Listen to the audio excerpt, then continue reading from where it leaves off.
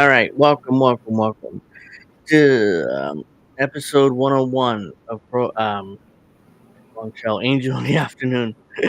I'm your host, Angel Rivera, along with Alex Knight again. Welcome, everybody. How you doing, man? I Good. kn- How about you? good. I nearly said the wrong show, so apologize for that. I have two shows now, so it's like, I nearly said the wrestling show, so I apologize for that. Nope, meant to say Angel in the Afternoon. That's the pro wrestling talk show won't take place until Saturday or Sunday because Witchy Oh, has that's right. a Yes. prior engagement, so it'll be Sunday at 7. So this week. So just letting everybody know about that. Hope everybody had a great week. We got plenty to talk about this week, so um let's see. Well, first up, do you want to talk about what happened on opening day yesterday? Um yeah, I mean Yankees won and it was a solid game. Mm-hmm. And I mean, there's not much else to say about it. They Rodon don't was play. great yesterday. Oh yeah, I mean that was. I mean, yeah, he was great, and hopefully, that keeps up because without Garrett Cole, the Yankees, need Rodon and Freed to be great this season. So, Also, it it, was funny to see Juan Soto strike out yesterday against Josh Hader. oh, that was brutal. Like, what was he swinging at? Yeah, That wasn't even close to being a strike. 765 million, folks. Hey, I'll say this before we get to the rest of the show. Look, I mean, that's what he does. That's what Juan does. Just swing and a miss. But what I'm trying to say is that's what look, he isn't. He isn't a fielder. He's a hitter, and he got paid.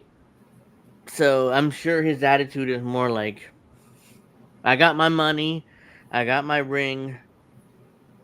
I don't have to put in the effort that I did before. So hopefully, if you're a Mets fan, for the Mets' sakes, he's actually puts up the numbers that he did throughout his career. But I get the feeling he's one of these guys that he got paid.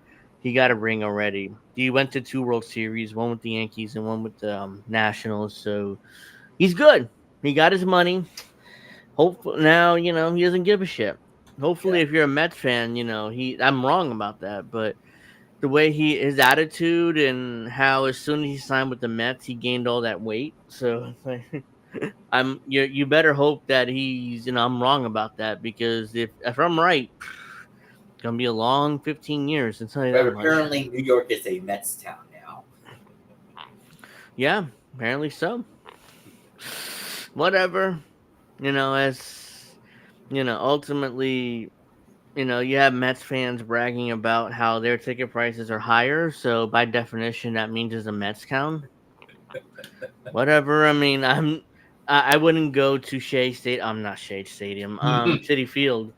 I wouldn't go to Shea Stadium either. Honestly, I mean, I went there once or twice. It was full of rats and stuff. So like, I went to the bathroom one time there. It's like this is rat like big as a cat. It's like, oh shit, holy shit, dude.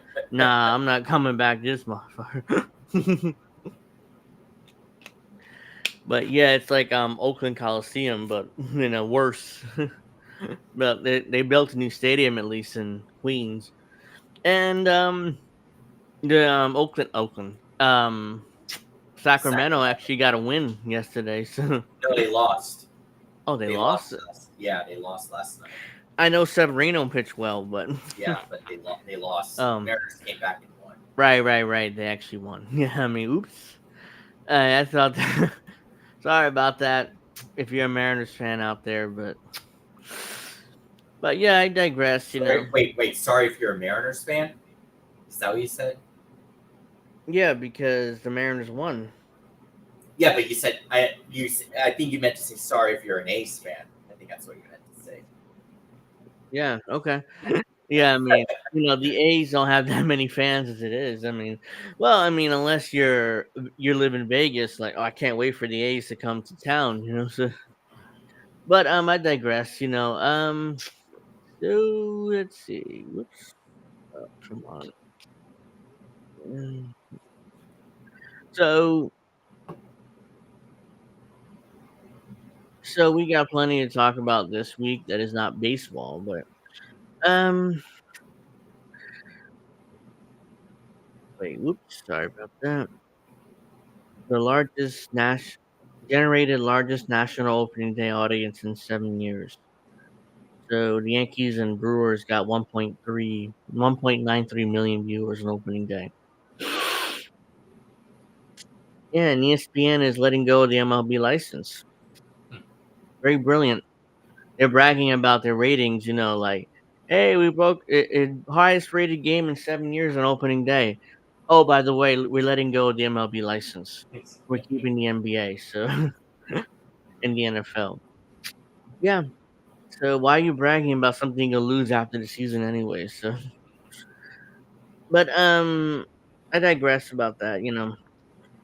Uh, I'm hoping that NBC picks up that MLB license, so we're Yeah. able to watch more games nationally instead of, oh my god, we got to get cable, and we got to get Apple TV, and we got to get if you're a Yankees fan, Amazon Prime if you live in the New York area.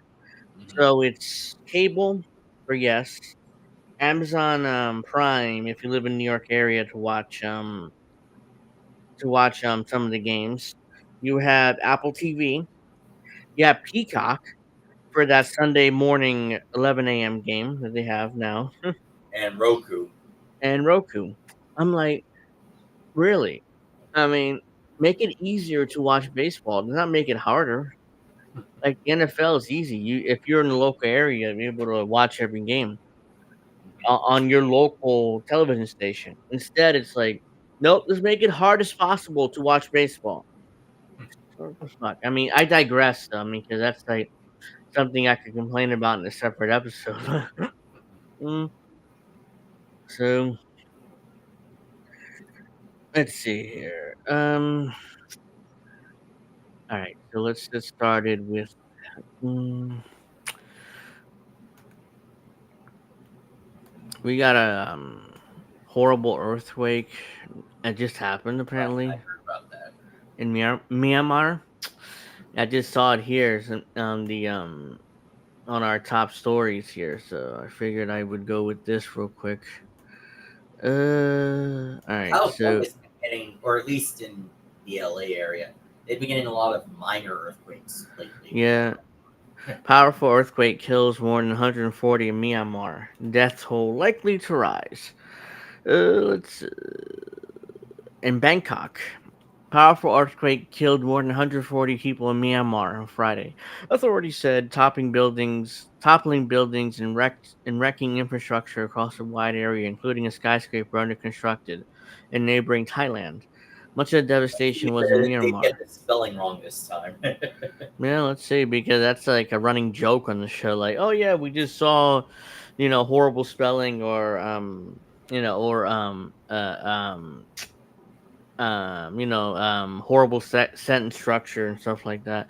Wonder Much why of the, people haven't been joining the chat. Where are they right now? I know. I mean, I've noticed that. Hopefully, they'll be here soon. I mean, you know, uh, because I was wondering the same thing too. But I'm sure they'll come in soon enough. Much of the devastation was in Myanmar, second largest city, Mandalay, which lies close to the epicenter of the 7.7 magnitude quake that struck at lunchtime. It was followed by a powerful aftershock and several more moderate ones. 7.7 in the magnitude. That's a huge earthquake. It's not, a small little earthquake. A rescue worker from Amapara, an ancient city now a township in Mandalay, said that the bodies of 30 people had recovered from the collapsed multi-story apartment blocks. I've never experienced anything like this before. Our town looks like a collapsed city, estimating that a fifth of the buildings have been destroyed. We received calls for help from people inside the building. We cannot help because we don't have enough manpower and machines to remove the debris, but we will not stop working. The leader of the Myanmar military junta said there would be more deaths and casualties and invited any country to provide help and donations.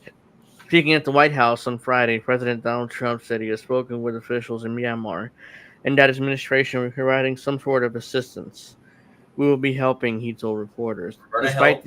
We're gonna help. We're gonna help. Uh, Despite the administration's push to shut down U.S. Agency for International Development and cut nearly all remaining jobs, State Department spokesman Tammy Bruce said USAID disaster experts were ready to help, including such as food and portable water.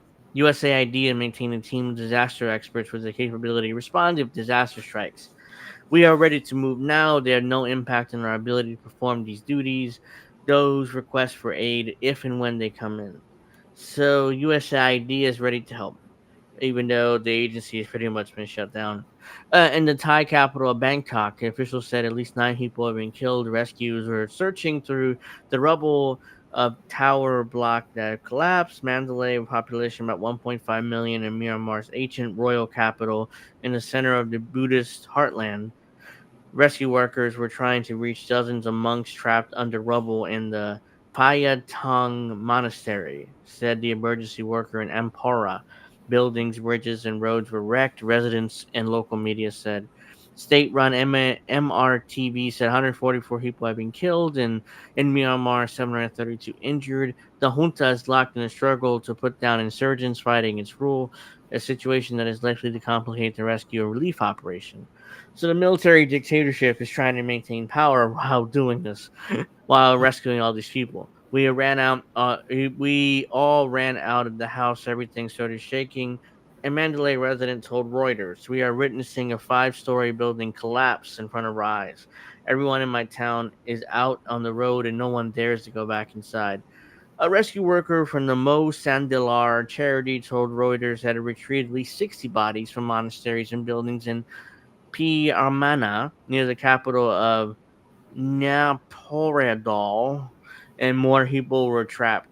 In a purpose built capital itself, 1,000 bed hospital sustained damage and roads were left with huge fissures, state media reported. Myanmar rattled by 7.7 earthquake. I mean, apparently the bright red there was the epicenter. Let's see. Anything else? UN Secretary General Antonio Guterres said that the United Nations are mobilizing in the Southeast Asia to help those in need.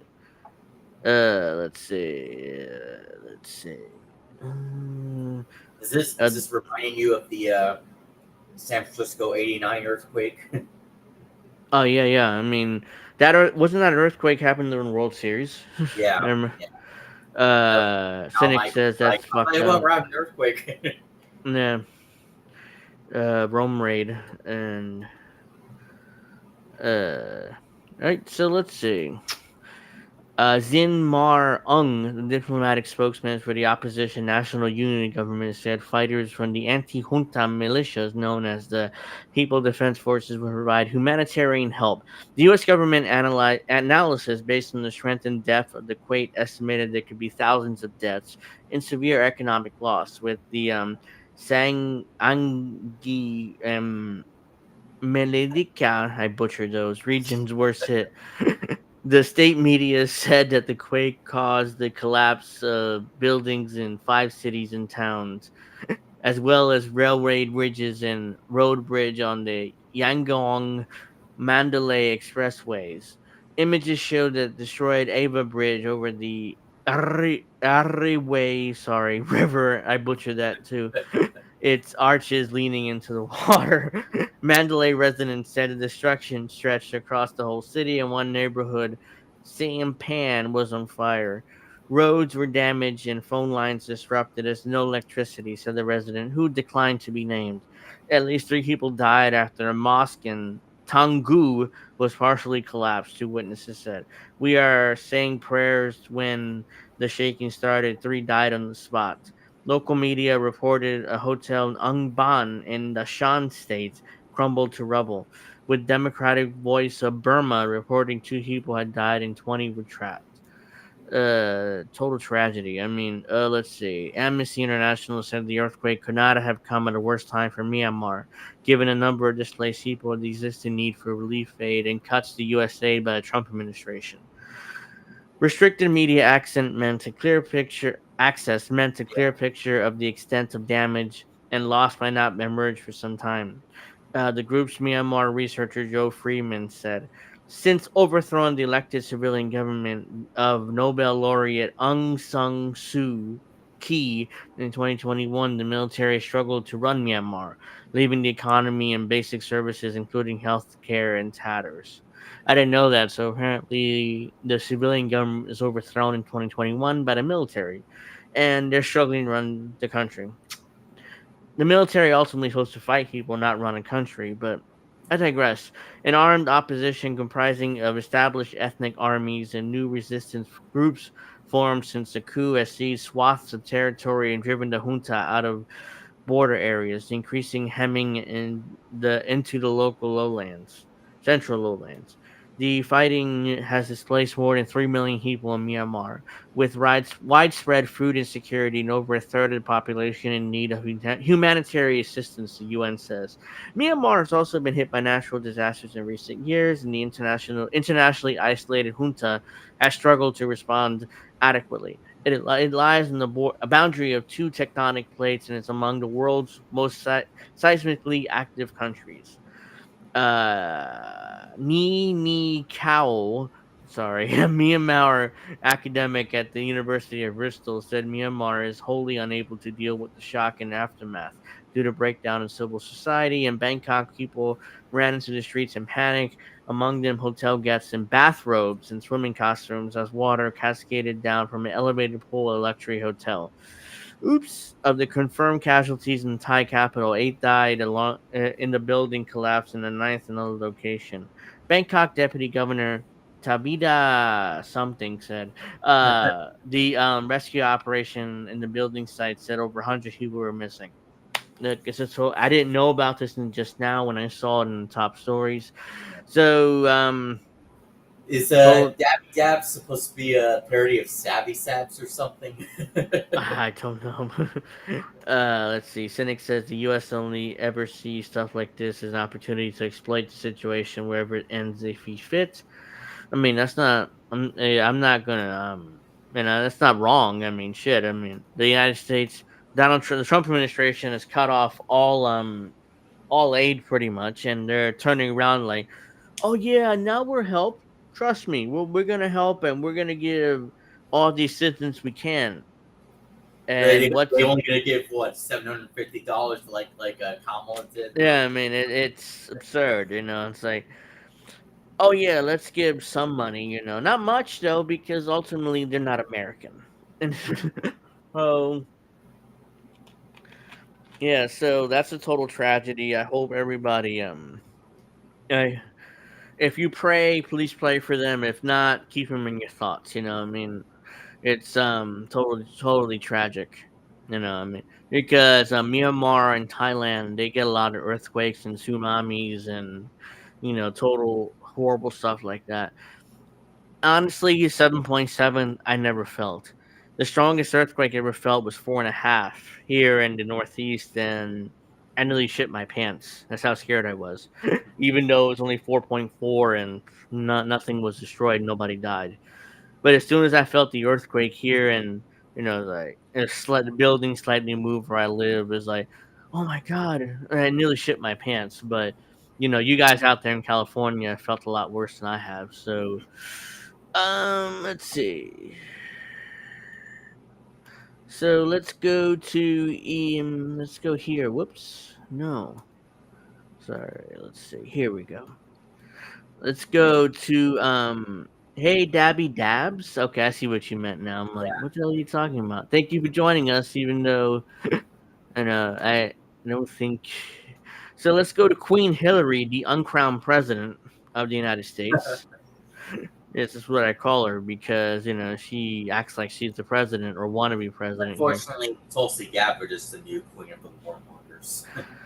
Yeah, I mean that's ultimately she she sniffed a tiny bit of extra power, and of course she slept and took advantage of it. And now she's director of national intelligence, and she does what the administration wants her to do. So, Hillary Clinton warns Trump's stupidity will leave U.S. feeble and friendless. Former presidential candidate writes op-ed excoriating signal leak and White House dangerous actions. Oh yeah, Oh, okay, Hillary. Okay. she's the last person she's talking about leaking classified information after her what happened to her in 2016 when she ran for president. Mhm. So let's see what Hillary has to She say just here. won't go the fuck away. No, I mean she's the uncrowned president. That's what I call her. Hillary Clinton on Friday called the Trump administration's approach to governing both dumb and dangerous in an ex essay, excoriating the Signal chat. You know, I never heard of Signal until 2 days ago when the scandal broke. And the Elon Musk led mission to slash the federal workforce and concluding that Trump would make the U.S. feeble and friendless. Let's see. The former Secretary of State and Democratic presidential candidate wrote an op-ed for the New York Times, which I'm not going to read, that has given headline "How much dumber will this get?" Open this. It's not the hypocrisy that bothers me; it's the stupidity. Clinton started the Signal chat group scandal when Donald Trump's national security advisor, Mike Waltz, mistakenly added a top U.S. journalist to a small group of government leaders on the encrypted but unclassified app. And then the defense secretary, Pete Hetzketh, which is the third string commentator on Fox at one point, proceeded to discuss intricate details of a forthcoming airstrike on Houthi militants in Yemen and report back to the group on the deadly results. Yeah, you shouldn't. I don't know what Signal is, but I don't think you should be talking about that on some random app. The Yeah. U.S. Vice President J.D. Vance was included, who took another swipe at the European reliance on U.S. military security, and was so the Director of National Intelligence Tulsi Gabbard. Hesketh relayed times that the U.S. fighter jets would take off, and his updates on death and destruction on the ground elicited triumphant comments and emojis from some other group. Oh shit, we murdered random people? Great.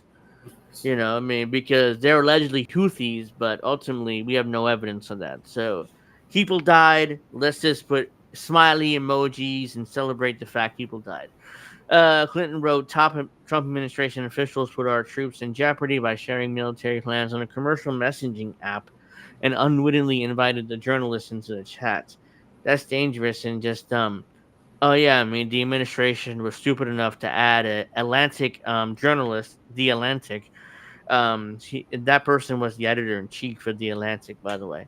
That's dangerous and it's just dumb. She went on to say, "This is the latest in a string of self-inflicted wounds by the new administration that is squandering America's strength and threatening our national security."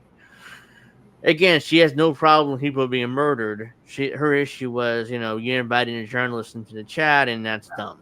That's her main issue. Clinton sharply criticized the slashing in the federal workforce that have been underway since the first days of Newsom administration, overseen by the top Trump advisor and tech billionaire Elon Musk. Although she did not mention the mogul by name or comment on the growing oligarchy that is alarming many outside of the White House. If Elon What? Musk was a Democrat or on their side, they would not have one problem with him No, whatsoever. of course not. That's you just stole the words right out of the mouth. Elon Yeah. Musk, if it was Mark Cuban or somebody like that, because I guarantee you, if Kamala Harris won, Mark Cuban would be over that administration. So because he gave hundreds of millions to her too. Mm. So if Mark Cuban would have been in the administration, Clinton would have no problem with that. But since it's Elon Musk and he gave hundreds of millions to Trump, now it's all of a sudden a problem. Clinton especially criticized the dismantling of the U.S. Agency for International Development, USAID, a so-called soft power program. No, it is a soft power program introduced by John F. Kennedy as president to help spread the American influence around the world through human rights work. In contrast to military and diplomatic power alone. I didn't know Kennedy started USAID, but so learn something new every day. In a dangerous and complex world, it's not enough to be strong. You must be also be smart. As Secretary of State during the Obama administration. Oh, Yeah, by the Hillary way, I thought he's smart. yeah, Yeah. fuck off. You did Libya. which was to this day Libya is still a failed state. So fuck off with being smart. The Secretary of State during the Obama administration argued for smart power, integrating the hard power of a military with soft power of diplomacy, development assistance, and economic might and cultural influence. He wrote. She didn't mention Libya at all in that piece. You know what a disaster that was for her. I mean, that was her idea. Obama just followed her advice. None of those, and he admitted later that was his biggest mistake of his presidency. Which Bombing was Libya. folks. None of those tools can do the job alone. Together, they make America a superpower. The Trump approach is dumb power. Instead of using strong America, using all our strengths, leading the world and confront our adversaries, Mr. Trump's America will increasingly blind and blundering, feeble and friendless. She I am against slams. all of that free Palestine. Yeah, journalist. Journalist is newspeak for Zio Cuck State Department repeater. Yeah, I mean Zion. journalism. Zion. Journal. Oh, okay. Journalism. These days are not. Not something that impresses me much because journalists usually means just following the government line.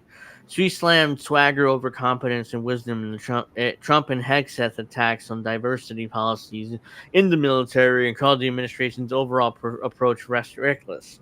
Clinton concluded that the administration appeared not to know its way, was putting the U.S. in danger, and mused that perhaps Trump is in way over his head. If there's some grand strategy at work here, I don't know what it is. He's gambling with the national security of the United States. If this continues, a group chat file will be our least of our concern. All all the fists and flag emojis in the world won't save us, she said.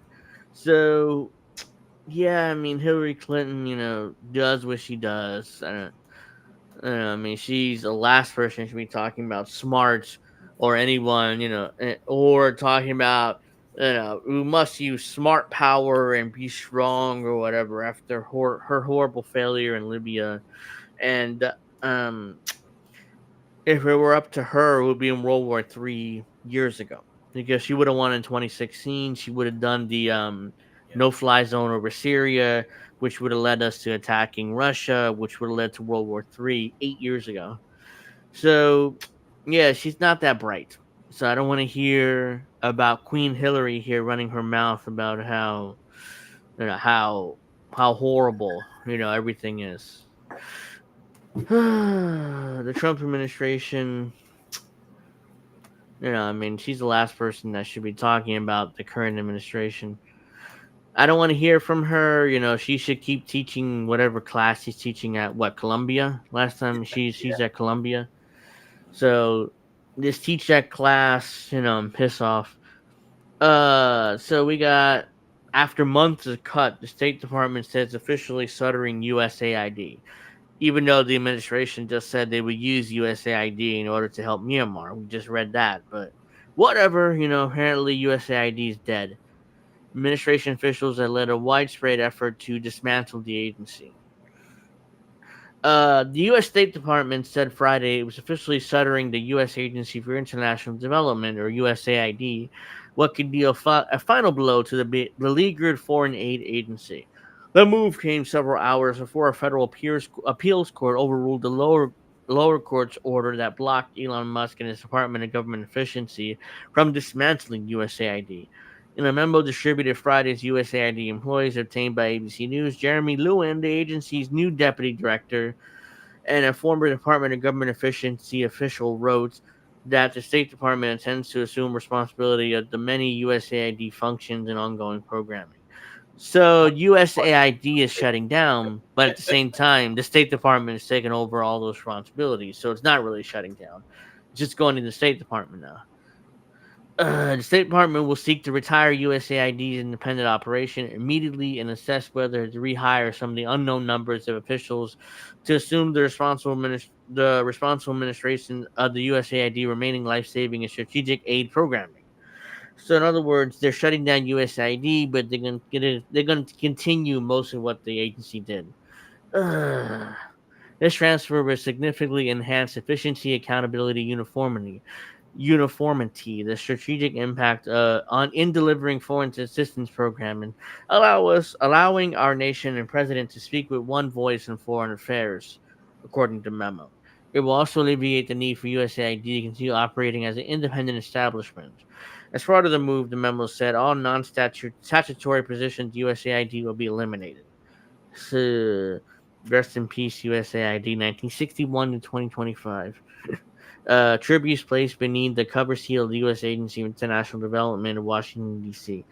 So I can't believe liberals care about this agency. I mean, most Americans don't even know it exists, let alone all of a sudden everybody cares about it.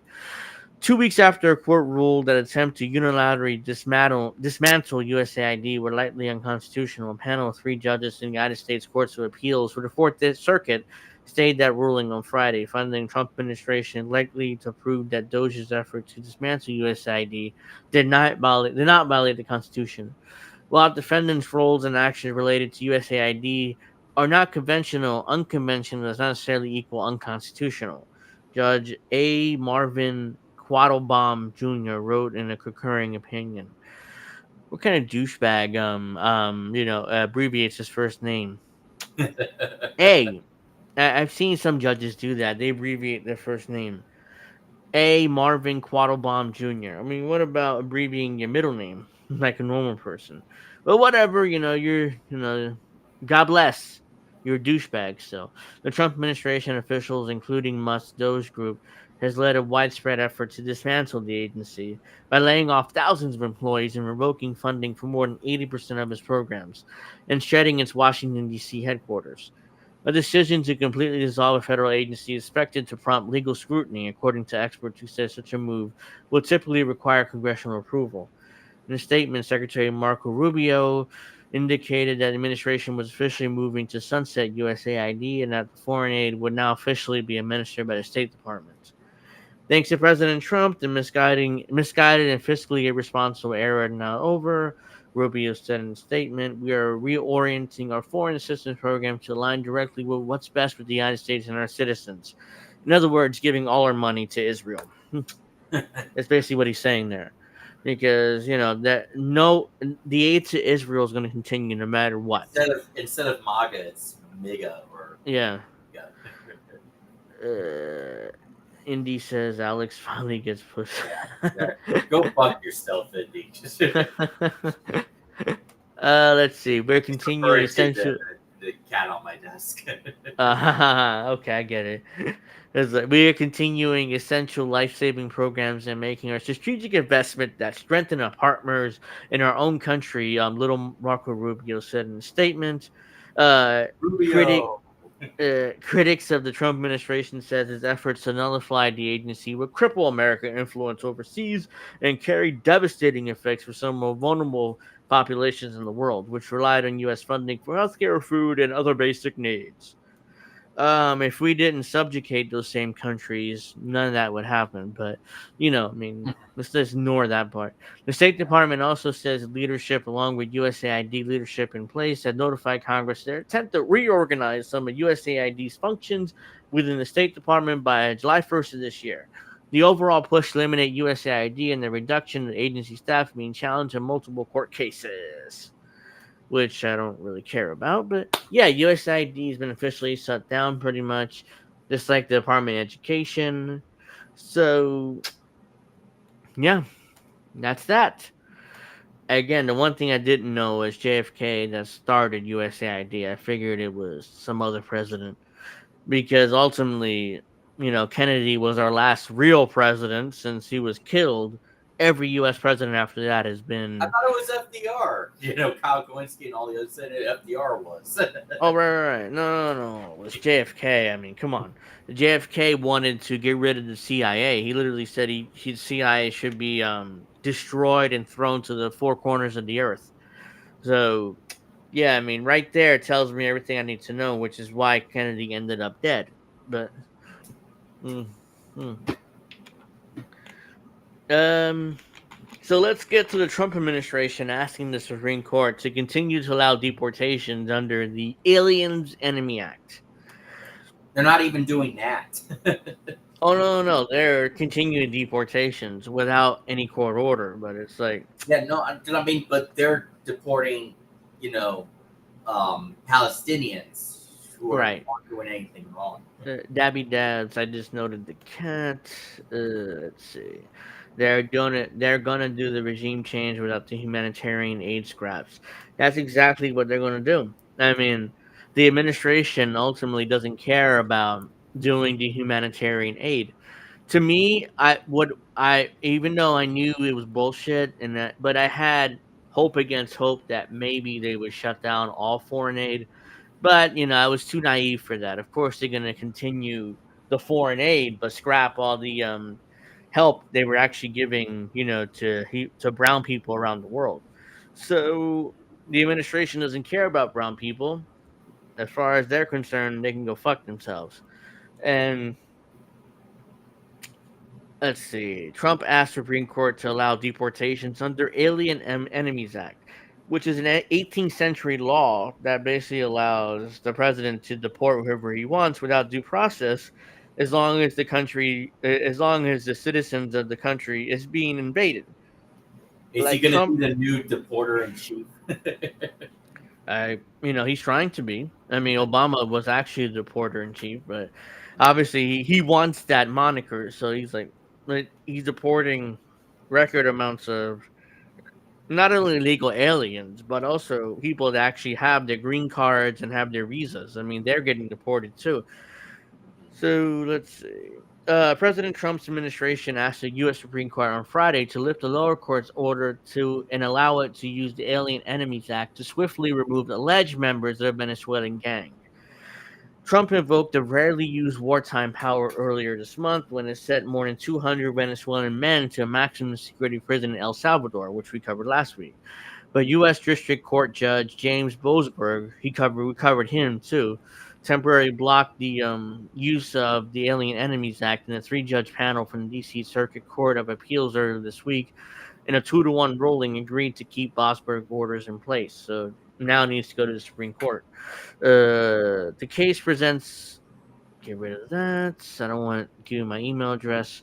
The case presents fundamental questions on who decides how to conduct sensitive national security related operations in the country. The president, through Article 2 or the judiciary, acting Solicitor General Sarah Harris wrote an appeal to the Supreme Court. The Constitution supplies a clear answer. The president. The Republic cannot afford a different choice. Let's see. You know that this same law, the Aliens Enemy Act, was used to justify the internment of Japanese during World War II. So FDR also used this law, but nobody, no liberal wants to talk about that. They don't want to talk about Executive Order 1060, I think it was, under FDR. I mean, they want to venerate FDR as one of the greatest presidents in American history, even though, by the way, Social Security, black people were not allowed to collect Social Security. They paid into it, but they weren't allowed to collect from it.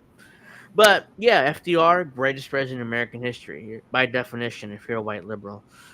She added that Boasberg's orders have rebuffed the president's judgment how to protect the nation against foreign terrorist organizations and risk debilitating effects for delicate foreign operations. The American Civil Liberties Union, the ACLU, and Democracy Forward sued the Trump administration over his use of the Alien Enemies Act. They said the administration removed people without due process. Judge Patricia Millett said seemed to concur with the oral arguments at the D.C. Circuit Court this week. Nazis got better treatment under the Alien Enemies Act than what has happened here. She said they had hearings. They had hearing boards before they were removed. The White House said the Venezuelans were removed to El Salvador belong to Tren de Agra, a criminal organization designated by the Trump administration as a foreign terrorist group. Is that the But the video we saw last week? You know, the Hollywood style video. Is that the Yeah, one yeah, you're yeah. talking Yeah, about? we saw that last week. But the administration has provided little evidence to back those claims, which was my concern about. Hey, they allege they were all gangbangers from Venezuela, but ultimately the administration did not prove that at all. They just said it, and we're supposed to take their word for it. In fact, the administration has conceded to court documents that many people on this flight to El Salvador did not have criminal records in the U.S. But it says that the lack of specific information, okay, did not have criminal records in the U.S. But it says the lack of specific information about each individual actually highlights the risk they pose. In other words, hey, we have enough information about them, but that makes them risky, so we have to get rid of them and deport them. So yeah, they can. We're desperately trying to. Hey, Jacqueline, thank you for joining us. Make sure you, if you guys haven't, make sure you like and subscribe. I'm sure everybody's here already subscribed. Make sure you like. That's very important.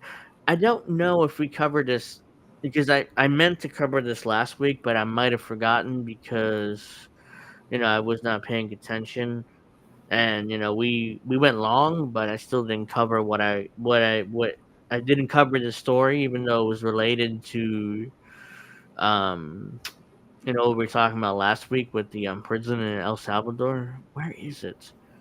Uh, no, it's not that. Because I know that. Where is it? Yeah, it's about in Florida, where they have prisoners that have not been arraigned or anything like that. So they're stuck in prison for they're stuck in jail for over a month without seeing a judge, which is absolutely unacceptable because where is it? Because ultimately you have to see a judge within like 2 or 3 days after arrest. And none of these people I've seen a judge to this day. Where is it? I didn't save it? I thought I did. Unless I meant. No wonder why I forgot to cover it last week because I didn't save it. Uh, just bear with me 1 second because it was last week, but I tweet so often that I didn't see it because I should have saved it to my bookmarks, but I didn't. It was last Friday. I remember because Indy tweeted about it, and I said I would cover it, and I'm pretty sure I didn't cover it because I don't remember discussing it. We did talk about El Salvador and the prisons, how horrible those prisons are. But I just don't remember actually covering the story about Florida in particular and what they've done there to prisoners. March 22nd. I know I retweeted it. Uh, March 21st. What was last Friday? Was it 21st? Just bear with me 1 second while I. Yeah, last Friday was the 21st. Yeah. Okay, so it would have. I'm almost there then. Here we go. Because I know I retweeted the story and I said I would cover it, but I forgot. I forgot to cover it, obviously.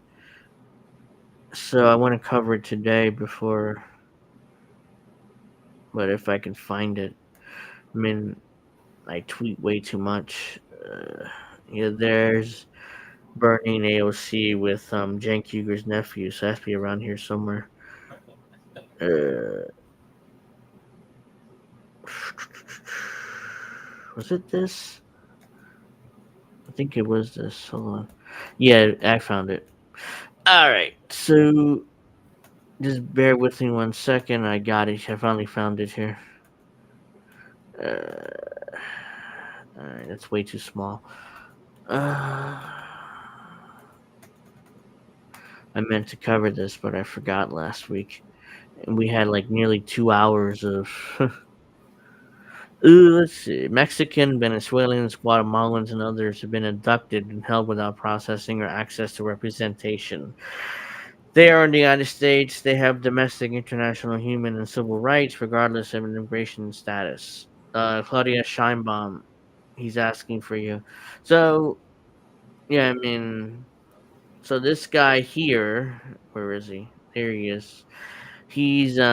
They've been held in Florida now for over a month without processing.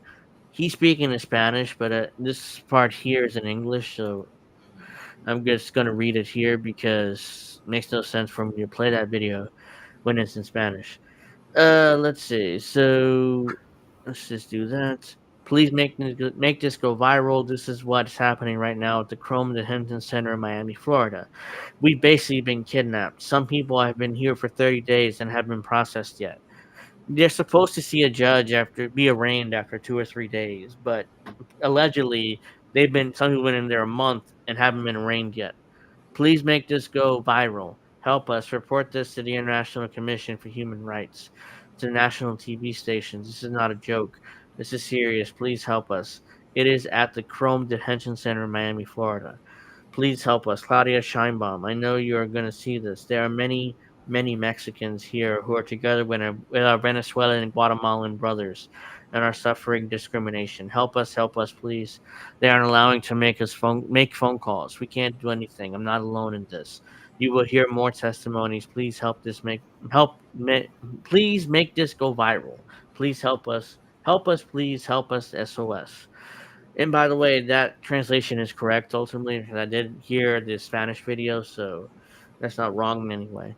So this guy and many others have not been processed, even though it's been allegedly over a month, and they're still stuck in jail without any processing.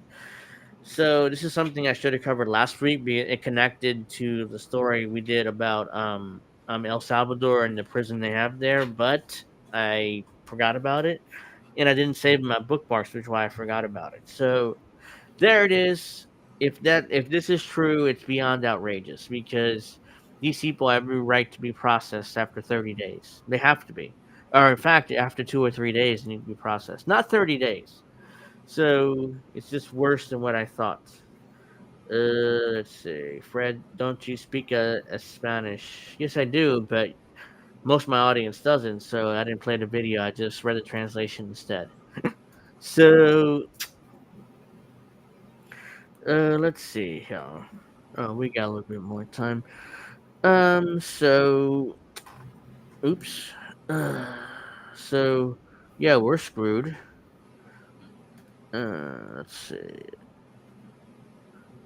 So, let's go here.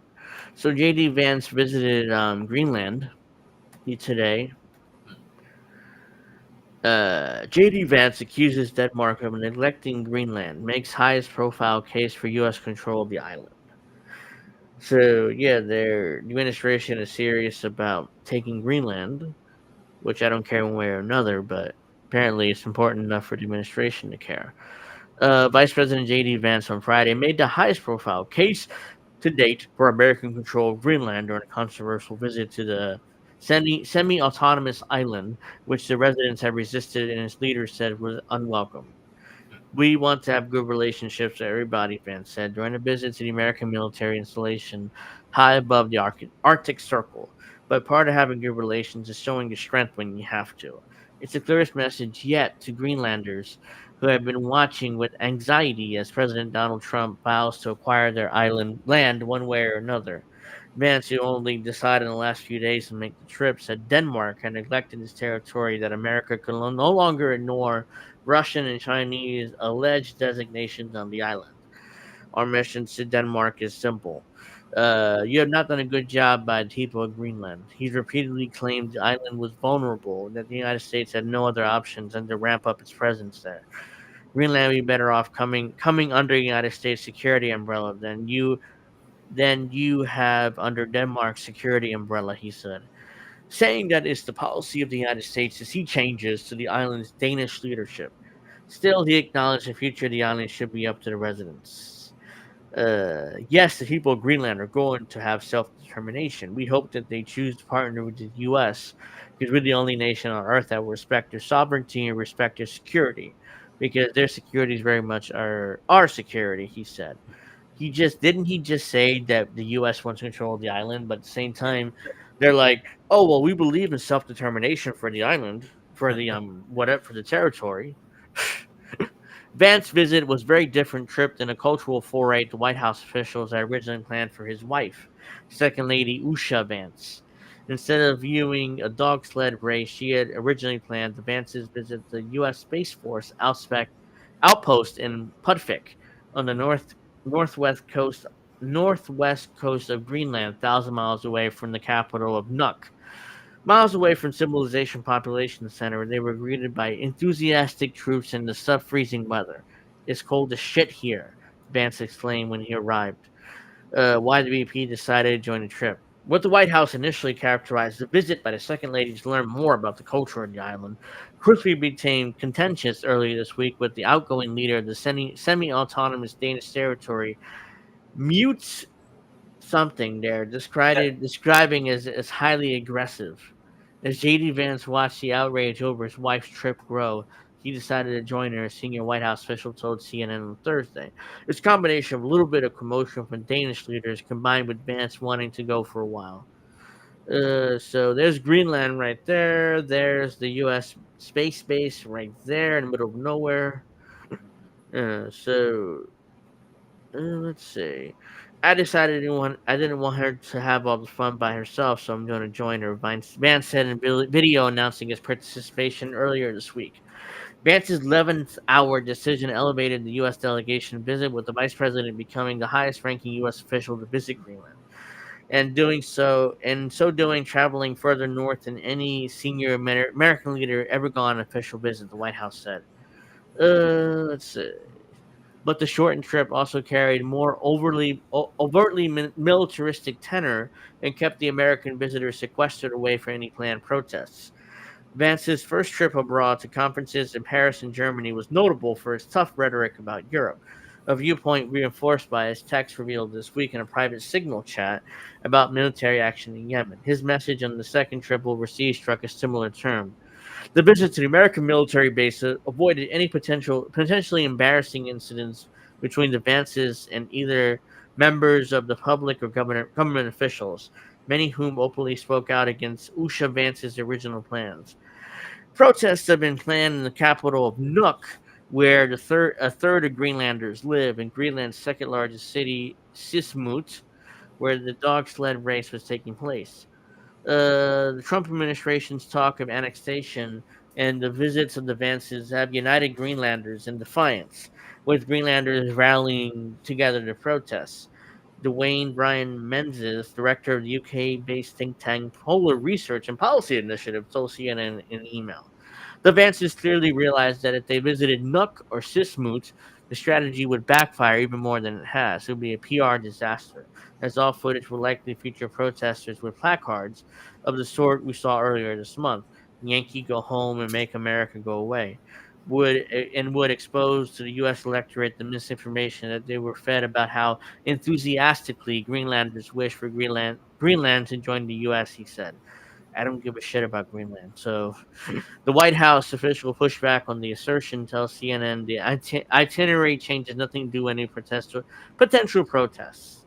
Yeah, it's total bullshit. So yeah, quite frankly, I mean, I don't really care about Greenland. If it joins the U.S., I'm sorry to all the members of Greenland because you're joining a fuck country. But if you don't, I don't care one way or another. So yeah.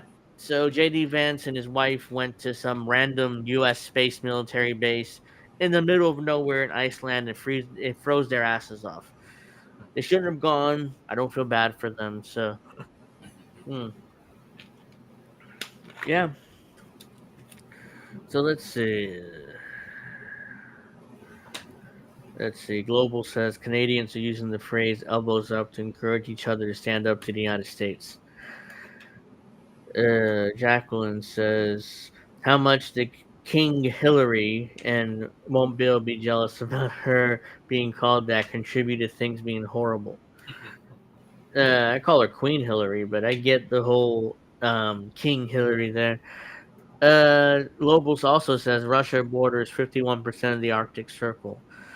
Most of the Russian Federation is nothing but a big block of ice, anyway. So yeah, so ultimately, I don't think that anybody, and I don't think anybody would really care about Greenland. Does Greenland have oil or something like that? Because why is Donald Trump so interested in Greenland? I'll never Yeah, know. good Oh, it does question. have oil? Because that's the only way this makes sense. Like, why in the world would Donald Trump care about Greenland? because I don't care about it. It's like, why do we all of a sudden give a shit about Greenland? So they have oil. It kind of like makes sense. So that's the only reason why they would care about it, because the island, or the not the island, but it's like a big chunk of ice basically.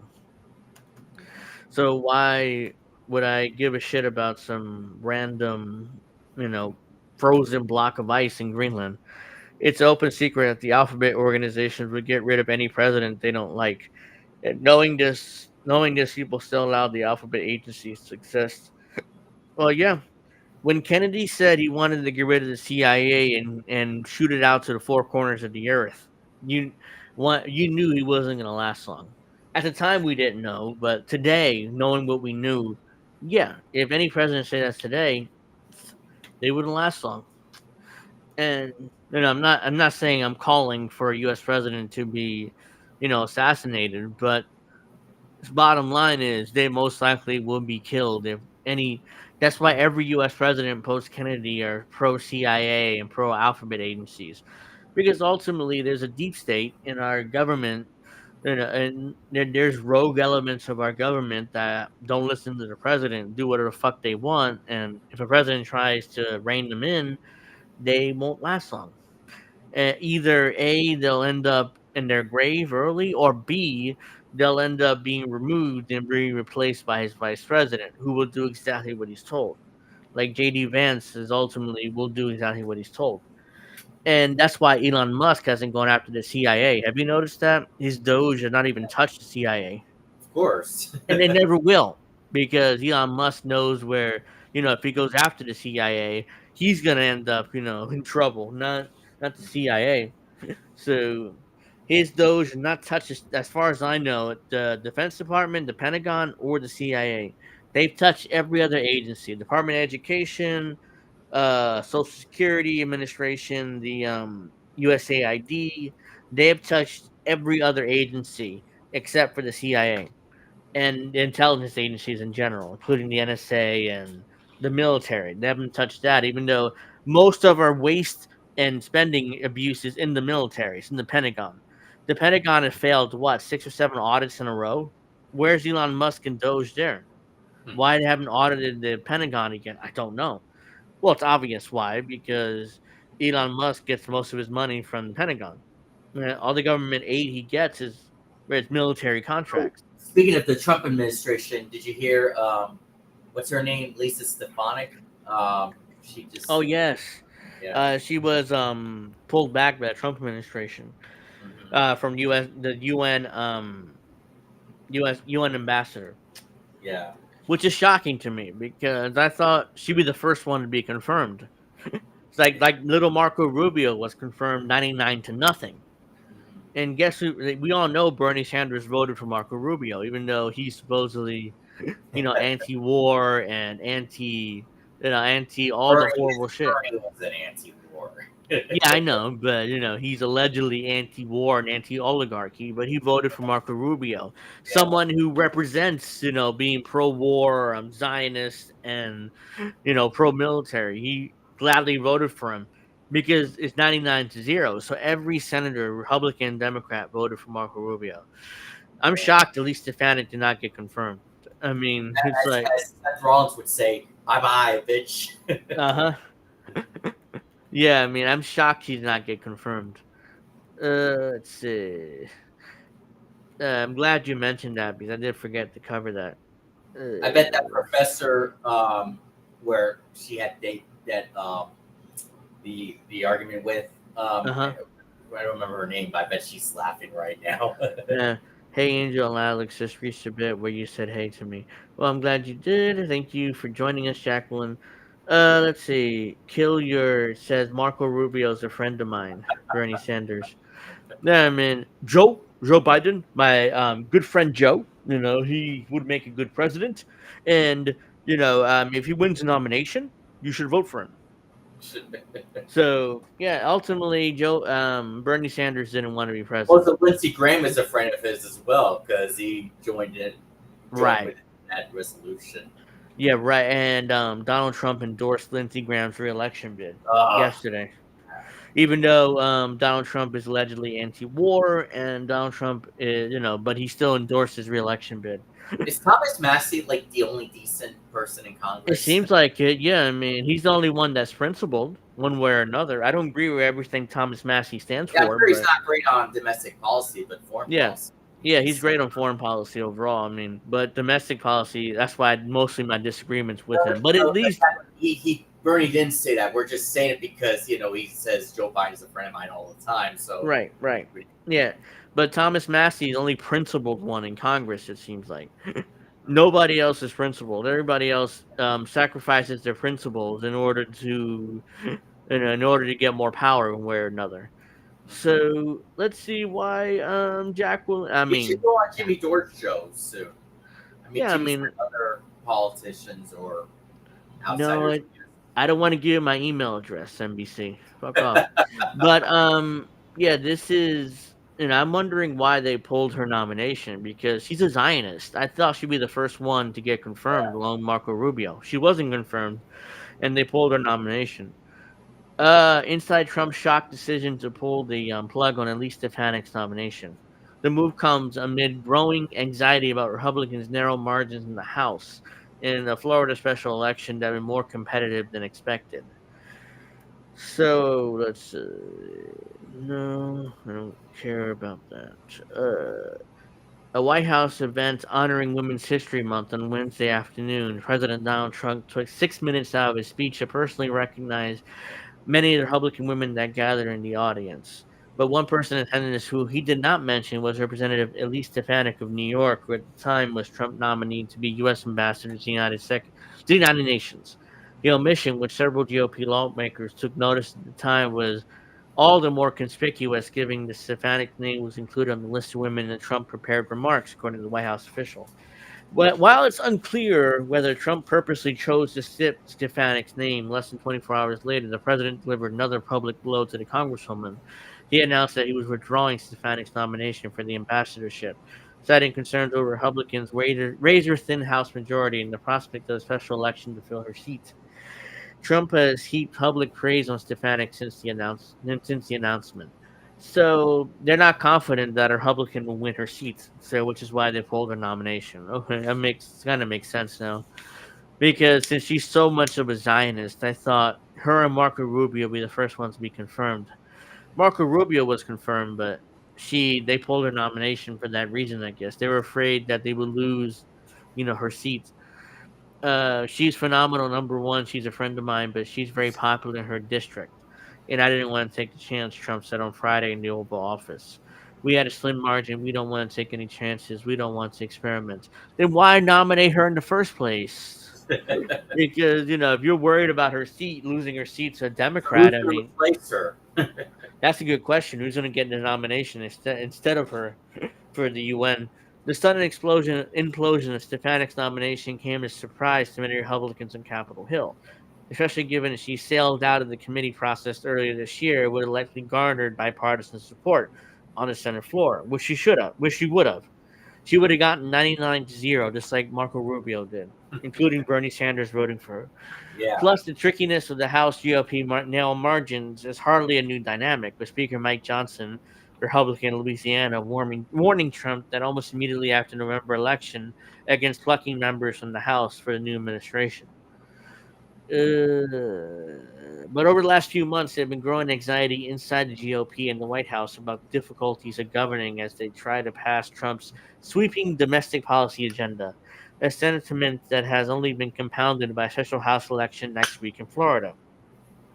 Trump won this district by 30 points in 2024, but the race becomes surprisingly competitive, with Democrat Josh Weil massively outraising Republican Randy Fine. The seat opened up when Michael Waltz left to become Trump's national security advisor. So, again, just because a Democrat outraised a Republican doesn't mean he's going to win, but it's very likely that he will win. So that's why they're scared. GOP leaders, while still confident of victory, had to intervene with Trump holding a town hall for Fine on Thursday evening. Trump also held a similar event Tuesday for GOP candidate another special election in Florida's first congressional district, but Republicans feel more confident in that race. Adding GOP's anxiety, Democrats this week flipped the Republican controlled state Senate seat in Pennsylvania that Trump had carried in the last election. Meanwhile, GOP's math problem in the House has been persistent topic conversations and meeting with Trump over the last few months, according to White House officials. And there's only so many ways to solve that problem. In multiple instances this year, Trump had to expand energy and political capital to get members to fall in line, including personally calling members in the middle of big votes. With Trump experiencing these political realities firsthand and privately expressing annoyance about the fine wheel race in Florida, he ultimately decided to pull the plug on Stefanik's nomination on Thursday. Trump and Stefanik have spoken multiple times since the announcement, according to Republican source familiar with the conversations, though the White House Deputy Chief of Staff Jane Blair was the one who initially delivered the news. House Republican leaders are now scrambling to create a new spot on the team for Stefanik, who gave up her number four leadership post in anticipation of her ambassadorship. These discussions are still underway, according to GOP leadership source. But anything they come up with will not carry the same weight as power Stefanik's previous post, which was an elected leadership position that came with additional staff and resources. The development is a devastating blow for Stefanik, who, along with some of her staff, already been making arrangements to move to New York City, where the UN is headquartered. Stefanik, one of Trump's most loyal supporters, also spent the week posting a farewell tribute to her time in Congress on social media. And the House leadership team was even planning a goodbye party for Stefanik next week, according to GOP leadership source. Yeah, I mean, they were planning for her to leave to go to New York, leave Congress. And Trump is like, oh yeah, by the way, we're not confident we can control the House after, so you're going to have to stay. I'm sure she's not happy about that. She was excited. I'm sure she was excited about the promotion. But now, she has to stay in Congress. But publicly, Satanic has opted to put a brave face, and she says she will continue being a team player for Trump. Look, I've been in the House. It's tough to count votes every day. We're going to continue to defy political prognosticators and deliver victory on behalf of President Trump and, importantly, the voters across the country, Stefanik said Thursday. The prospect of replacing Stefanik in Congress also is shaping up to be potentially messy. Stefanik's upstate New York district is slightly less Republican than the Florida one than GOP is worrying about, though Trump carried it by 21 points last year. County party leaders had the ability to select their nominees in special elections in New York. The Republicans are facing a potentially divisive choice. GOP businessman Anthony Constantino, who aligned with former Trump advisor Roger Stone, has threatened to run as a third party candidate if party leaders have selected State Senator Dan Steck. Democrats are already consolidated behind dairy farmer Blake Genblind, who has signaled he could make Trump tariffs an issue in the race as New York's 21st district borders Canada.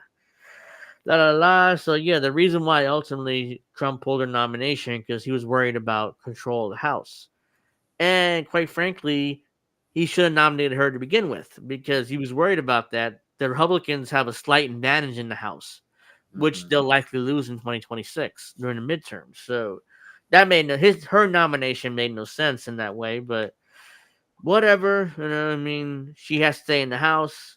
She's saying all the right things because she supports the president, but I'm sure ultimately she's really pissed off about losing that spot. She. So, the question is, who's going to replace her as on the UN ambassador nomination? That'd be interesting to see who the president ultimately chooses. This is Mm-hmm. breaking now. Apparently, Columbia University's intern president steps down. Armstrong will be returning to lead the university's Irving Medical Center, the school said. Clara Shipman, the board of trustees co-chair, will take her place. So, as we all know, we talked about it last week. Columbia is doing exactly what the administration tells it to do in Mm-hmm. order to get the $400 million in funding. Even though Columbia is a private university and has billions of dollars of money at its disposal. But for some reason, they need the $400 million of taxpayer money. So they're doing exactly what the administration tells them to do. Mm-hmm. So the interim president Katrina Armstrong is stepping aside a week after the university struck a deal with Trump administration. Were you? Did you think it was on the screen? I can't see it. So Oh, I'm sorry. Now there yeah. you go. My bad. I mean, I didn't share it, so thank you for letting me know that. Armstrong assumed the role when President Nemat Minoche Shafik resigned in August after a tumultuous spring semester that saw hordes of protests on campus over the war in Gaza. Free Genocide, Palestine. not war. It's genocide. Say the Yeah, word. yeah. NBC News won't say it though. Yeah. Claire Shipman, the co-chair of the board of trustees, will assume the role as acting president effective immediately. The university announced on Friday. Armstrong is returning to the school's Irving Medical Center, the statement said. The news first reported by the Wall Street Journal. Dr. Armstrong accepted the role of interim president at a time of great uncertainty for the university and worked tirelessly to promote the interests of our community. David Greenwald, chair of the board of trustees. Katrina has always given a heart and soul to Columbia. We appreciate her service, look forward to her continued contributions to the university. The school last week agreed to listed demands of the Trump administration, which we discussed last week, to start negotiations to restore $400 million in federal funding.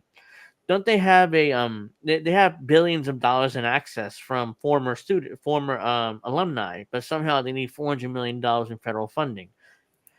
The funding was pulled earlier this month after the administration accused the New York school of inaction in the face of persistent harassment of Jewish students. There's a developing story. Please check for updates. So, yeah, I mean, ultimately, they're gonna do exactly what they're told. Oops, did I close the wrong one? No, I didn't. Okay. So what's yeah, it's Sean says bet you he's a Zionist. If you're running Columbia, you have to be. I mean, there's no way you could run Columbia and not be a Zionist. Owning the media, Congress, executive branch, and manipulation is active. How could a Republican lose in 2022?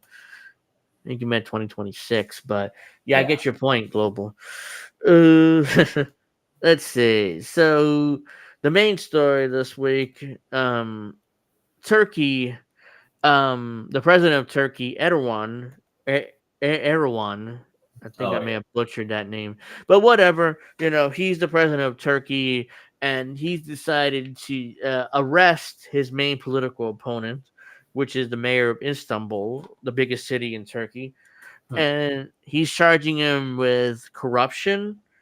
And he also had his university that went to school pull his degree, so they stripped him of his degree. So apparently, according to the rules in Turkey, you can't run for president unless you have a college degree. Remember, So that's the guy that Ilhan Omar supports.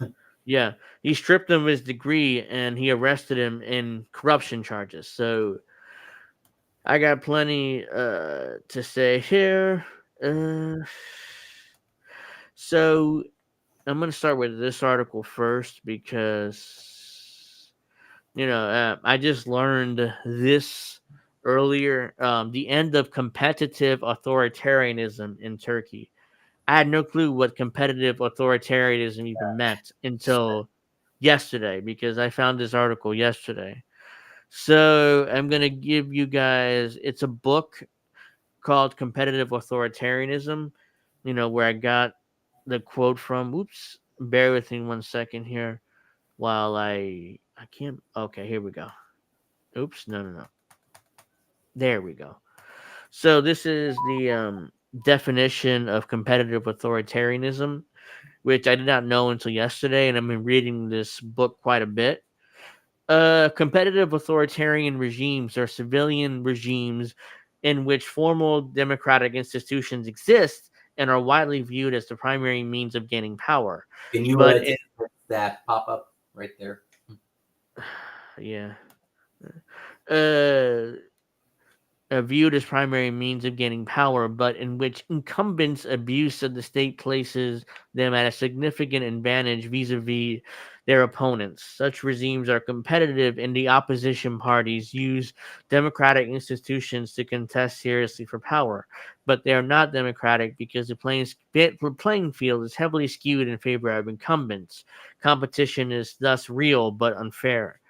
So that makes sense for a lot of countries, not just it. You can put Turkey in that line in that definition. Russia, uh not China, because China is not really, they don't have much of a, they don't have much democracy there. Xi Jinping has full control over China.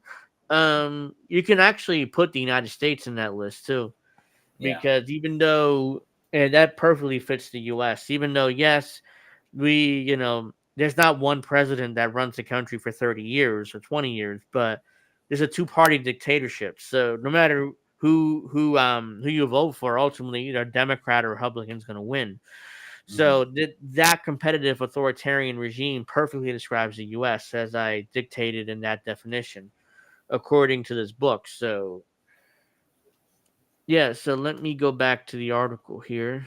That we needed to establish what was competitive authoritarianism Hmm. before I read this article. The end of competitive authoritarianism in Turkey. The arrest and imprisonment of Istanbul's mayor Ekrem Imamoglu appears to mark a profound transformation in governance in Turkey. So that's him right there. This piece was published in the Turkey Recap, March 25th, 2025. The March 23rd imprisonment of Istanbul's mayor Ekrem Imamoglu is a defining moment even in a country that's become a global shorthand for autocratization, with most popular rival of President Recep Tayyip Erdogan now in prison. The arrest of hundreds of others in investigations against the Republican People Party (CHP), and rumors circulating among that the government may seek to even take over the party. Turkey's on the cusp of a transition into consolidated dictatorship. This would mark a profound transformation in governance, not English, sorry, in Turkey. It would also have global implications for thinking that the next phase of the post Cold War order, confirming that we have entered a new era which hybrid forms of governance like competitive authoritarianism are replaced with more repressive models. Turkey in the last 15 years is an exemplary case of understanding competitive authoritarianism.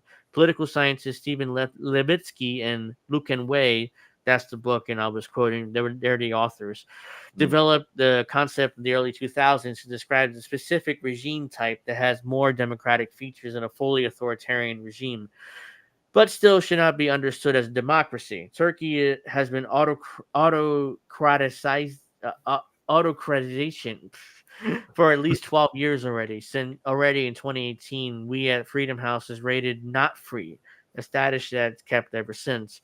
At the upper bound of that category. Yet, despite the rampant repression in Turkey against media and civil society, in the consolidation of Erdogan's control over the judiciary, the security service, the military, every other arm of the state, Imamoglu was able to win repeated elections in Turkey's largest city.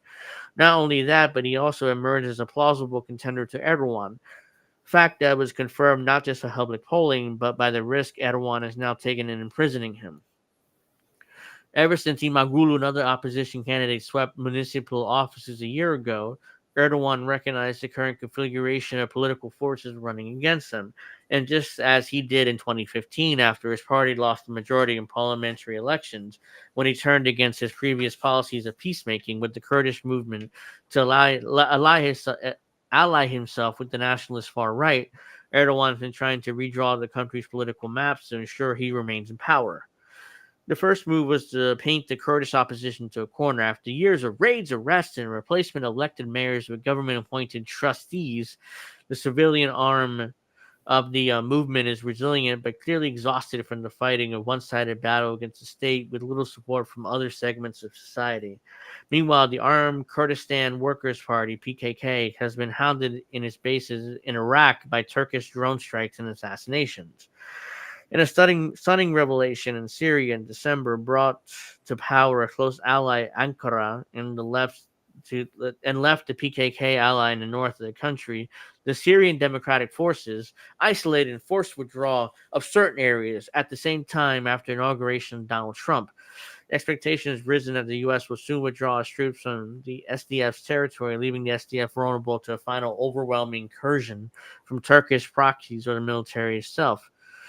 And so it keeps going, but Hmm. Let's go down here. The second administration, Donald Trump, in the United States, even more pronounced America First isolationism, pivot away from traditional allies and cooperation with authoritarian like President Vladimir Putin of Russia, has made it unlikely there will be meaningful support for Turkish democracy in Washington. The United States' overt shift from short-term deal making, as indicated by the agenda for this week's visit of Turkish Foreign Minister Hakan Fidan to Washington, means that there will be likely one less voice will be urging Erdogan to back away from the precipice. That makes the engagement of other democratic allies even more important, particularly in Europe, considers how to strengthen its security and resilience in the face of a weakening transatlantic alliance. There would be a strong temptation to look the other way in order to advance Europe's other priorities with Ankara. But European leaders should keep in mind the lesson in the last 2 decades that a more openly authoritarian regime in Turkey, like in other states on the borders of the continent, will lead to far less security and far more risk. So, unfortunately for Europe, if they want to, they want to expand the military further, they're going to need Turkey. So they're going to need Erdogan in Turkey. So yeah, they're not going to pressure Erdogan too much to return to democracy. Yeah, I was He's going been to in say democracy. yeah, he's been in power since 2003, pretty much the last 20 plus years. So he's not going to give up power without a fight. Mm, so that's that. Now we read that. Let's see. Is Turkey's? Let's see. Let's read this. Ooh. So this article was primarily read by Cenk Uygur, who's Turkish. So he knows a lot more about Turkey than any of us would, but I'm interested in seeing what Politico has to say about this. Turkey lurches towards outright autocracy. Autocracy. I can't speak English right now. As Erdogan's main rival is jailed. Or Uh, autocracy. Autocracy. autocracy. Yeah, thank you. Oh, Jesus, I mean, I can't read English right now. Fred's new nickname is Kitchen Bitch. Steve is a jealous little man. Seems like the world is in shambles. Oh yeah, I mean the world's fucked. I mean, if you believe in because my church constantly, or my mother's church, I go just to go. Maybe we talk about how we're in the end times because how the world is fucked, and I'm like, okay, whatever. If we're in end times, just give me enough alcohol and and I'll drink my way through the end times. I'm fine. Okay, if I'm gonna die, we're gonna die. I'm gonna die drunk. But I digress. I mean. We'll see what happens there. Turkey took a sharp turn towards full autocracy on Sunday when President Recep Tayyip Erdogan, main political rival Istanbul Mayor Ekrem Imamoglu, was jailed amid a mega crackdown on the opposition. Imamoglu, a highly popular secularist who was widely seen as the most likely next president to succeed the Islamist Erdogan, responded with an impassioned call for mass demonstration to save democracy in the NATO heavyweight 86 million. I'm not sure if Imamoglu knows, but Erdogan's been in power since 2003, and he has no intention of leaving. So Turkey is not really a democracy. I would call it more authoritarian, or competitive authoritarianism, as the book put it. A court on Sunday formally arrested Imamoglu on corruption charges pending trial, in a step that the opposition argues is a politically motivated coup. But I don't agree it's a coup because Imamoglu was never in power. He's just the mayor of Istanbul. So you can call it maybe a self coup, but even then, he's not the president. So I don't see how that's a coup because they are assuming he would win the election.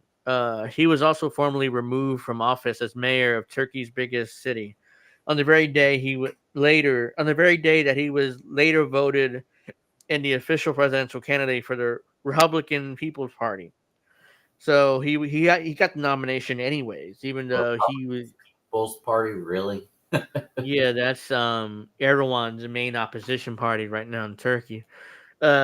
So Turkey is technically spelled that way. It's not like the Turkey we know. Like Turkey, the animal. It's spelled Turkiye. So Erdogan has everybody spell it like that. So I continue spelling it like Turkey in my title of this episode, but technically it's spelled like that. Turkey woke up to a great betrayal today. The judicial process of being carried out is not judicial procedure. It is a complete extrajudicial execution, Imamoglu said on its X account. How is he tweeting if he's in jail? I mean, unless it was before he went to Oh, jail. yeah, it's probably one of his staffers or Yeah, whoever. probably. Yeah. France was quick to condemn the incarceration of Imamoglu and other opposition figures as serious attacks on democracy. No shit. I mean, is France shocked? I mean, Erdogan's been in power for 20 years. I mean, I can't believe they're shocked by this. There was an attempted coup against Erdogan in 2015, but it failed. If you remember that, when man, I didn't cover it. I didn't have a show, but I'm sure everybody remembers the attempted coup against Erdogan. Since Imamoglu's initial detention on Wednesday, tens of thousands of supporters have taken to the streets in more than a dozen cities, sometimes clashing with riot police and facing water cannons. Even in the conservative strongholds such as Erdogan's hometown of Reis, the protesters turned out despite bans against demonstrations imposed since Imamoglu's detention in attempts to limit broadcasting of the popular anger. By the way, on X, you won't see any of this. I mean, Erdogan's government has basically asked Elon Musk asked X to delete all videos and all pro protesters, and they've done exactly what Erdogan tells them to do. So, what happened to Elon Musk's freedom of speech principles? I mean, as long as money to be made, he doesn't give a shit. He's full of crap and he's a hypocrite. But not surprising there, especially how much of a Zionist Elon Musk is. Erdogan's beaten at the ballot box. Erdogan's backlash against the opposition comes after I thought it was the CHP's. battle box. Uh, Robot said. yeah, comes after the CHP's unexpected, convincing victories in cities nationwide in the municipal elections 2024, even in districts that have long been strongholds for the ruling AK party, which is Erdogan's party. And stark warning to the protesters of possible consequences of their actions. Erdogan described the demonstrations as street terror, and also as a message for the CHP, to which his arrested rival belongs. We will definitely not allow the CHP and its supporters to disrupt public order and disturb the peace of our nation through provocation, the president said in a message posted to X. So, of course, classic authoritarian president. He's like, oh, yeah, by the way, those protesters, they're terrorists now. So, yeah, we get to do whatever we want to them, arrest them, and abuse them, So, Imamoglu has maintained defiant tone since his detention and issued a call for voters to support him as the CHP candidate to take on Erdogan in the presidential elections due by 2028. So the election is another 3 years away, and Erdogan's already making this move to have him arrested and basically to be made irrelevant. The now ex-mayor was a sole candidate in the party's open presidential primary, which still attracted a high turnout of people. Ultimately, CHP said 15 million people turned out to support Imamoglu on the ballot. Well, so yeah, so there's the protests. These protests have continued as far as we know because, I mean, X hasn't, thanks to Elon Musk, you've been deleting a lot of these videos and stuff. Let me see, because I saw some videos earlier, but I don't know whether they're still up or not.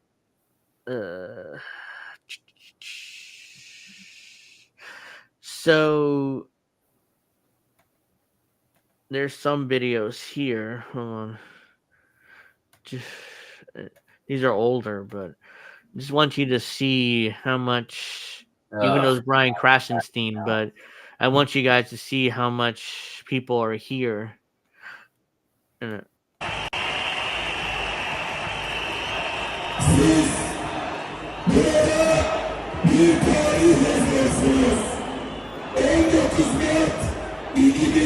mean, they covered the entire street.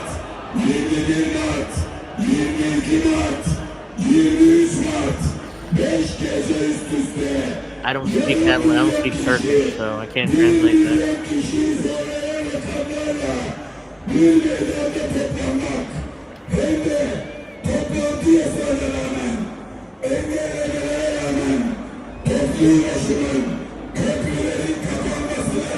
Yeah, so you guys look at that. I mean, As these Stone Cold would say, what? what? What? Yeah, I mean, I wanted you guys to see how much I'm going to check on UK Twitter. What? Okay. Yeah, because in the US here, there's not that many videos. A lot of the stuff been taken down. So maybe if you, a lot of these videos have been taken down thanks to Erdogan's government, who's basically telling us to take down. There's an interesting article in the New Yorker, but of course I'm not going to pay to actually read it because it's Yeah. behind a what's what I'm looking for, behind the paywall. Paywall, yeah. So, which is very interesting. I would like to read, but not gonna happen. I'm not gonna pay for it. So it's like you only pay $1, you can read the article. I'm like, yeah, no, thank you. I'm not paying $1.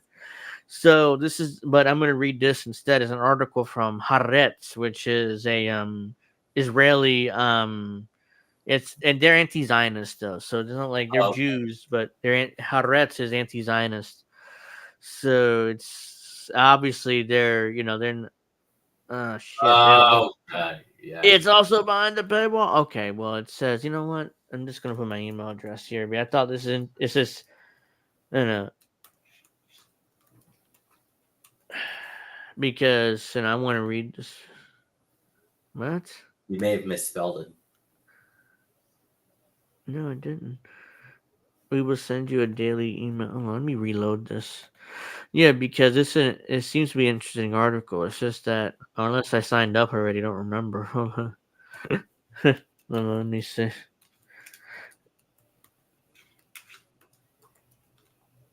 Oops. Okay, Try well, logging in to see if you already have an account. I might have had an account. Hold on, let me see. Bear with me 1 second. I wanted to read that article, but I'm not sure I'm going to be able to. Uh,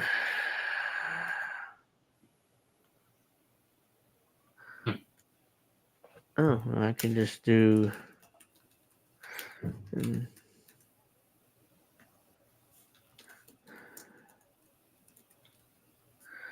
whatever. Hmm. Failed to fetch. Well, you know what? I can't read that article, unfortunately. So it seemed to be interesting, but for whatever reason, it won't let me read it. So, yeah, let's see. So, let's see. What else? Let me give you guys an update because these articles from a few days ago when I first came across this story. So we have an arrest of a journalist covering these stories. Hold on. Here we go. So the Erdogan's now arresting journalists. Mhm. So which is standard when it comes to authoritarian regimes like Erdogan. Swedish journalist arrested in Turkey. This is today for covering anti-Erdogan protests. Turkish media said Medine has been accused of insulting the president, Recep Tayyip Erdogan, and being a member of an armed terrorist organization. Are you fucking? Not only did this man apparently insult the president, which is unacceptable in Turkey, but he's allegedly a member of a terrorist organization, which is standard again for authoritarian regimes like oh yeah, journalist, terrorist, and they are also he insulted the president, so he can't. That's not allowed. Stockholm, Swedish And he supports journalist. Hamas. Yeah, I'm sure you know. But what's interesting is Erdogan is a Muslim extremist in Turkey, so he would. I assume he would support. I think he supports Hamas, but not directly because he's a part of NATO, so it's a whole other drama. Turkey's a part of NATO, so but yeah, it's interesting, how he threads that line between like kind of supporting Hamas, but at the same time not really because he doesn't want to piss off the U.S. or NATO. So, Swedish journalist Joakim Medin, who was detained on his arrival in Turkey on Thursday to cover the street protests, has been jailed. His newspaper's editor in chief told AFP on Friday. Asked whether Medina has been jailed, Diggins ETC chief Andres Gustavsson said in a text message is correct, adding that we have not been informed about the actual charges yet. Medin was held when he landed in Turkey, where he was going to cover anti-government protests. Swedish Foreign Minister Maria Malmer Steinergaard said on social media, adding that she and her colleagues have always taken seriously when journalists are detained. Turkish media said Medin had been accused of insulting the president. Recep Tayyip Erdogan has been a member of an armed terrorist organization. I know these accusations are false, 100% false, Gustafsson wrote on his X account. Gustafsson said earlier that Medin has sent a text saying he was being taken in for questioning. Jokin should be released because freedom of press under attack. Oh yeah, good luck getting Erdogan to release a journalist. I don't think he gives a shit about freedom of the press. Turkey has intensified. It's not Mhm. his crackdown on anti-government protests that broke out after the arrest and jailing of Istanbul's popular opposition mayor Ekrem Imamoglu. More than 1,879 people have been detained since March 19th. Turkey's Interior Minister Ali Yakaria said on Thursday. Police also detained two Turkish women journalists in dawn raids on their home. Turkish Journalists Union said Friday. The move comes just hours after the authorities released the last of 11 journalists arrested in dawn raids on Monday for covering the protests. Among them, AFP photographer Yasin Akul, Turkey deported BBC journalist Mark Lowen, who had been covering the protests after holding him for 17 hours on Wednesday, saying he posed a threat to public order, the broadcaster said. In a statement late Thursday, Turkey's communication directorate said Lowen had been deported due to a lack of accreditation. So he didn't have his accreditation, even though he worked for the BBC. But let's see. Oh, this is interesting. Time magazine claims that Turkey's pro-democracy protests probably won't succeed, which I agree with. But surprising they would make such an admission. I'm not sure if you know, but you don't have it shared. Yeah, I'm gonna share it now. It's just I just came across it now, so that's why. Let's see. I got time. Yeah. So why pro? This is written by Ian Bremmer, who's like I think he may be a neocon. I'm pretty sure. Hmm. Bremer is a foreign affairs columnist and editor at large at Time. Uh, Once again, Turkey faces political turmoil. Istanbul's mayor Ekrem Imamoglu of Turkey's main opposition party was detained March 19th and formally arrested March 23rd. He stands accused of host of poorly evidenced charges establishing and managing a criminal organization, taking bribes, extortion, unlawfully recording personal data, and rigging a tenor. Imamoglu, who had called the charges a black stain in our democracy, also been suspended from his position as mayor. If convicted as expected, he would not be allowed to run for president, which is convenient for I forget it. Why did I forget it? Whatever. Despite this, the CHP, which says the arrest is politically motivated, held his previously scheduled primary and named Imamoglu as his presidential candidate for the 2028 election. Meanwhile, protests continued to rock Turkey. Police have moved to try and contain them in Istanbul, the largest city, Ankara, the capital, Izmir, and other cities across the country. We have seen this scenario before. Erdogan has now been in power for 22 years, and he intends to remain there. His tighten his government's control of the military, which launched a failed coup against them in 2016, the country's justice system, and his media. Against that backdrop, the arrest of the candidate most likely to defeat Erdogan is unsurprising. When Imamoglu was first elected Istanbul's mayor in 2019, Erdogan claimed the election was stolen in order to do over. But Imamoglu won the rerun by a wider margin, and the CHP has won control every major city in Turkey. Erdogan's calculating that he can ride out the protests. He's done it before when his government announced in the summer 2013 that Istanbul's Gezi Park One of the few city's few green spaces was to be redeveloped to include a rebuilt Ottoman military barracks and a shopping mall. Demonstrators began occupying the park when the police launched a harsh crackdown on those who had set up tents. Public anger at Erdogan's response triggered a startlingly intense nationwide protests. Erdogan was able to let them pass. Nearly a dozen years later, he has a much firmer grip on the country. So basically, Erdogan is banking on the fact that these protests will eventually stop and it will go away, like they've always had in Turkey. So ever since he took power, still, CHP leader Ozgur Ozwel and other opposition politicians are trying to keep Imamoglu's story in the public eye by mobilizing the CHP's 1.7 million members. On March 21st, Ozel called for a boycott of any media outlet that refuses to cover the protests. It will once again accuse Erdogan of using the power of the state against Turkey's democracy, which is not a democracy. It hasn't been since Erdogan took power, but they keep swearing it is. But the Turkish president's ability to quell those protests make any threat to his government unlikely to succeed. By March 27th, nearly 1,900 protesters have been arrested since Imamoglu's detention. Erdogan himself has accused demonstrators and protest organizers of stirring unrest to disturb the peace and polarize our people. The government has so far largely tolerated the mass protests in Istanbul, which hundreds of thousands been gathering. But elsewhere around the country, further from the public eye, they look set to be suppressed by any means necessary. There are also moves to push the opposition voices off of social media, which Elon Musk has been following, taking those opposition accounts off of X. Erdogan isn't facing much international pressure to change course. The European Commission has issued a statement calling on Erdogan's government to uphold democratic values, whatever that means. But, there isn't much pressure. Oh, yeah, by the way, you should uphold democratic values. Oh, we're going to pressure you to do it? Of course not, because ultimately Turkey is a key ally for Europe, because if they don't have Turkey, they're definitely fucked. But Mhm. it doesn't have leverage here. See, they don't have leverage. Yeah. Turkey's president has a strong relationship with Donald Trump, all who want less volatility in the Middle East. That's not English either, but I'm just going Mhm. to move on. Also, want Erdogan to help stabilize the new government in Syria. And Europe wants NATO member Turkey back a security guarantees for a ceasefire in Ukraine.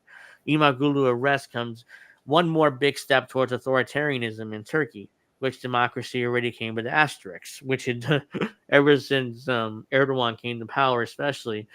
There's no democracy. It's pretty much dead in Turkey. Mhm. So let's uh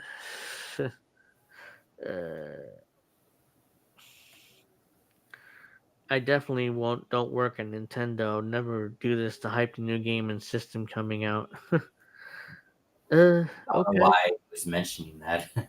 Uh Fred Edwards says Erdogan supports HTS, ISIS, and Al Qaeda. Yeah, he's a Muslim extremist, so him supporting him supporting those Muslim terrorist groups is not really that surprising to me. Mhm. I saw why I saw earlier this morning that Turkey arrested one of Imamoglu's attorneys, but I don't see the article right now. Did I hope I assume I didn't imagine this. I know I saw the article this morning. Hold on, let me see. Turkey Imamoglu. Let me just. Yeah, here it is. I knew I didn't imagine it. Yeah, I just wanted to. uh, Juan Soto homered today. Oh, okay. I expect that's not really that surprising to me. You would expect him to. I don't think he's gonna hit 40 home runs this year, like he did with the Yankees, because not Shea Stadium, City City Field Field. is much bigger ballpark than Yankee Stadium, but he's gonna play well this year. I expect. Yeah. But even though that was a horrible strikeout yesterday, in opening day. Turkey releases lawyer of jailed Istanbul mayor. Lawyer says so. Erdogan also had arrested one of Imamoglu's attorneys. Ankara, March 28th, Reuters. Turkish authorities released a mayor of jailed Istanbul mayor Ekrem Imamoglu, President Tayyip Erdogan's main political rival. after detaining him overnight, an attorney for the lawyer said on Friday. Imamoglu was from the main opposition party, leads Erdogan in some polls. He was jailed pending trials over allegation of graft on Sunday, provoking the largest anti-government protests in more than a decade, which had led to mass arrests nationwide. Let's see. Oops. Mehmet Pelevilian, lawyer for who defended Imamoglu in the latest investigation, was detained for fabricated reasons. CHP lawmaker Turan Taskin Ozar said on a post on X without giving details. Pelevilian lawyer Gijet, whatever that name is, I can't even try to pronounce it, said on X that his client was detained for not doing anything but simply being our mayor Ekrem's lawyer for doing his advocacy job. He said the detention was meant as a warning. Kurukuru said Paravirian had been asked during his questioning about a money transfer that Paravirian had not carried out, as well as a donation to a charity. Paravirian was barred from traveling abroad upon his release, his lawyers said, adding they would appeal. The Interior Justice Ministries did not immediately respond to requests for comment. Imamoglu, who was replaced by an interim mayor on Wednesday, had demanded the immediate release of his lawyer. As the coup on democracy wasn't enough, they can't stand victims of this coup defending themselves, Imamoglu said on X. The CHP and other opposition parties, rights groups, Western powers also the case against Imamoglu as a politicized effort to eliminate a political electoral threat to Erdogan. The government denies any influence over the judiciary and says the courts are independent. No, that's not true. We all know after the attempted coup in 2016, Erdogan took more control of the courts, but whatever, he claims, his government claims that the judiciary is independent, but yeah, we all know that's bullshit. Separately, two journalists who covered the anti-government protests in Istanbul were detained early on Friday. The Journalists Union of Turkey said the detention of the journalists came a day after a Turkish court freed seven other journalists, including an Agence France Presse photojournalist Askin Akul, who were detained earlier jailed for attending an illegal march while covering last week's mass protests. Justice Minister Yilmaz Tonuk said on Thursday that there was a misperception about the treatment of journalists in Turkey and that Ankara did not arrest reporters. The CHP has called on Turks to continue protesting, saying that it would organize rallies and gatherings at different locations in Istanbul and elsewhere. Erdogan has dismissed the protests as a show and warned the legal consequences for protesters. Protests, particularly by university students in Istanbul and Ankara, continued on Thursday, and police detained many protesters. Habu Turk and other Turkish media reported.